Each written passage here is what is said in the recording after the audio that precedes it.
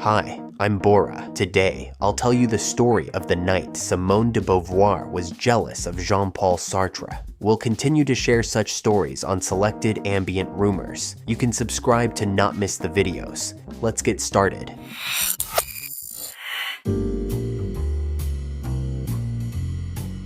The year is 1938. Simone de Beauvoir excitedly adjusted her hair in the restroom of Le Select, one of her favorite spots in Paris nightlife. She looked at herself from head to toe in the mirror. She liked what she saw. "I'm ready," she said. At tonight's Jean Sablon concert, she unexpectedly ran into Olga. Olga Kosakiewicz was Simone's beautiful former student, with whom she had been in a relationship for a few years. Since starting university, Olga had maintained both a romantic relationship and a friendship with her. However, since Olga began modeling, she became a sought-after name in Paris. All the painters were after her. That's why they hadn't been seeing each other much lately. It was the perfect time to passionately make up for it. Simone had come to the concert with Sartre. She thought she wished she hadn't come with him. It had been nearly 10 years since she started an open relationship with Sartre, but she was still more comfortable when he wasn't around. She was also aware of Sartre's obsession with Olga. He persistently tried his luck every time he saw her, but Olga was not responding to him. She took a deep breath like a young lover and stepped out of the bathroom. She imagined going up and kissing Olga without saying a word. This heightened her libido. She proceeded from the restroom corridor into the venue, and the blood rushed to her head. Sartre was signing his new book, The Brilliant and Provocative Nausea, with that disgusting and fake grin he gets when he just wants to take a beautiful, young woman home. For Olga. He was sitting at the bar with his legs crossed. His head was among the smoke of his pipe. He had leaned forward to sign, but was slyly grinning at Olga while glancing up with his eyes. Simone had fire in her eyes, her eyebrows furrowed. How does he think he can win over such a beautiful woman, considering how short he is? I couldn't make him understand that with his hair plastered to the side, he looks like a kid. He claims he wrote this book for existentialism, but I'm sure his real motivation is hitting on women. Even if you write 20 more books, I won't let you take Olga from me, you womanizer. She started thinking to herself. Then she felt a bit ashamed. All of this was within the boundaries of her open relationship with Sartre. She shouldn't behave this way. She took a deep breath and calmed down. There is an important detail at this point. Just as Sartre is free to pursue Olga, Simone is also free not to lose Olga. With a flirtatious smile on her face, she walked towards them. Sartre was sitting at the bar. Olga stood across from him. Her blonde, wavy hair and red lipstick looked very, very attractive. She gently stroked Olga's arm and placed her hand on her shoulder. Even though she had known Olga for years, the same thing always happened after not seeing her for a long time.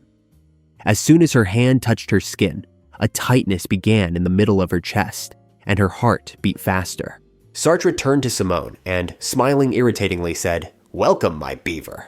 He would call Simone that way. Then he turned to Olga and continued from where he left off.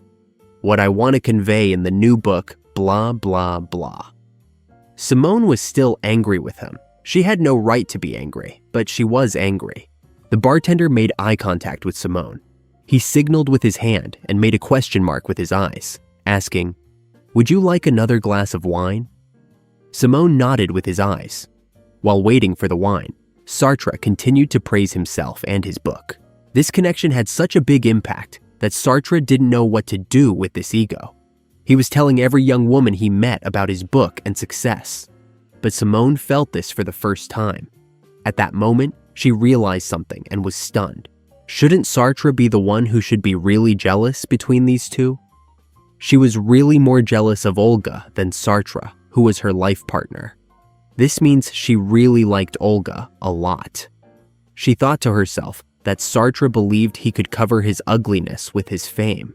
But suddenly, things changed dramatically. Olga was leaning dangerously towards him, laughing loudly despite Sartre's bad jokes. Simone knew this was her way of flirting. Her anger turned to Olga. What does she mean?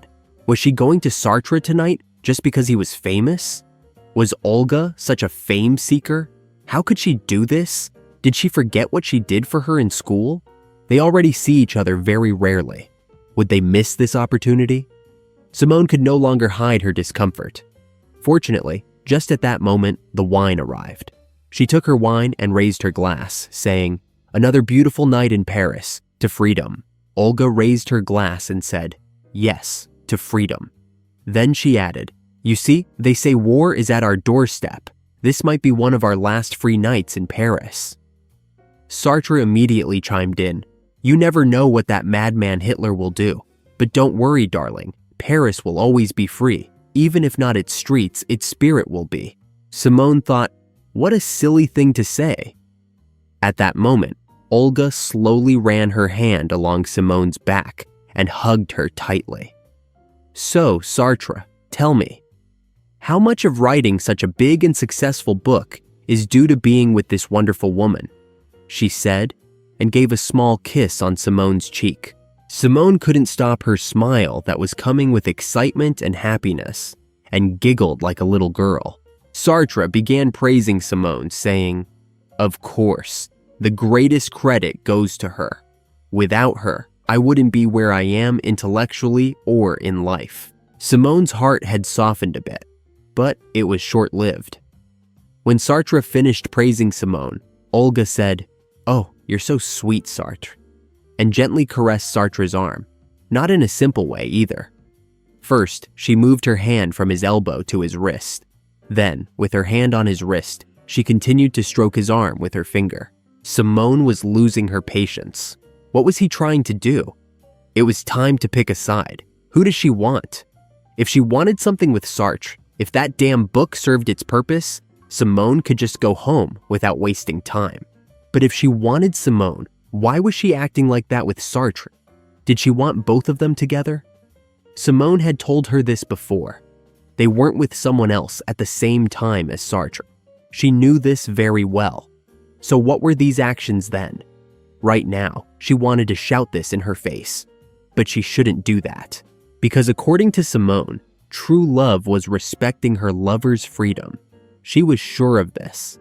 But then why couldn't she stop feeling this way? She thought it didn't matter.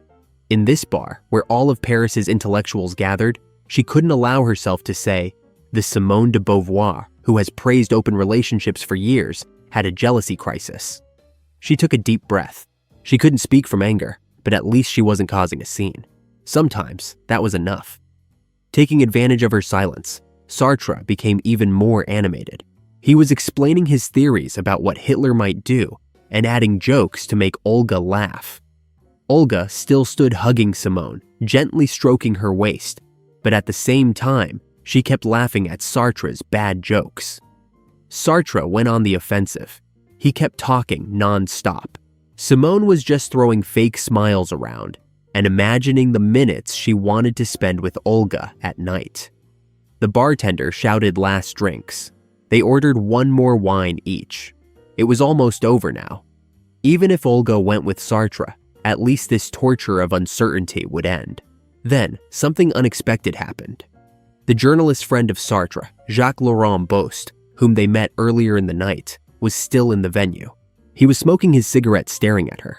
Simone had always found Bost very attractive, but at first, she wasn't sure. Was he really looking at her? She looked away from him. She returned to the conversation. Sartre was drunk. He was both drunk on alcohol and triumphantly drunk, confident that he had now won over Olga. Simone returned to Bost again to be sure. They stared at each other for a few seconds. Simone was sure. Bost was looking at her. She turned her head, but was in a great mood. She was back in the game. Even if Olga went with Sartre tonight, she still had Bost.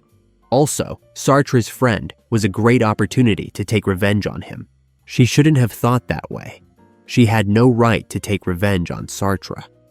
She tried to forget this thought, yet she couldn't help but think about the pleasure she would get if it happened. Bost or Olga, what an amazing evening. Finally, Bost smiled at her. Simone's heart raced again. She responded with a smile. Sartre saw this smile, and when he turned around to see who it was, he saw Bost too. It was obvious he was a bit upset, but still, his only focus was Olga at the moment. Just as Sartre was about to speak again, the bartender shouted, "We're closing now." They looked at each other and took the last sip of their drinks. They turned to Olga with expectant eyes. Boss got up from his seat and came over to them, shouting, "Good night, everyone." Simone started imagining scenarios in her head. What would she do if Boss made her an offer? Was she going to leave Olga here with Sartre? But what if, after saying no to Boss's offer, Olga went with Sartre? What would she do then? She couldn't stay in this situation. If an offer came from Boss, she should accept it. But she wanted Olga very much. What did she have to do? Boss asked out loud with his big voice. It was a nice evening, right? Then, without waiting for an answer, he continued talking to himself. Jean Sablon is currently the most talented musician in Paris. I still can't believe he uses a microphone while singing on stage. Incredibly creative. Sartre said yes, he was amazing, but let's discuss sometime whether he's the most talented musician. Boss said, "It's all right, Sartre, my friend," and turned to Olga, saying, "Olga, dear, would you like to accompany me on the way home?" he asked. What? Simone was dumbfounded. Sartre's face showed a mix of anger and confusion. The man who said that to love someone is not to own them was showing his fear of losing the woman he had with every expression. Simone was embarrassed. How could she not realize that Bost was looking at Olga instead of her? She was very angry with Olga. Why did all the men like her? Why did she have to flirt with all of them? She tried to calm herself. These feelings she was experiencing were contrary to everything she stood for. She couldn't give in to these feelings. Without a moment of hesitation, Olga responded to Bost's offer with great pleasure. "Of course I'd love to, darling." Anger had turned into astonishment. How could this be? Was it so easy to achieve her? Or was this not the first time for them? Olga gave a kiss on the cheek to Sartre and Simone and took Bost's arm. Bost shouted, "Good night, friends," and they left together. Sartre and Simone looked at each other. They were left alone among the empty tables. Both started laughing. Simone said a sentence that was extremely nonsensical, but strangely summarized their situation very well. Like, yes, freedom sometimes means foolishness. Sartre laughed. "At least let me find a taxi so I can be useful," he said. Simone laughed and replied, "Maybe you'll have a chance with the taxi driver."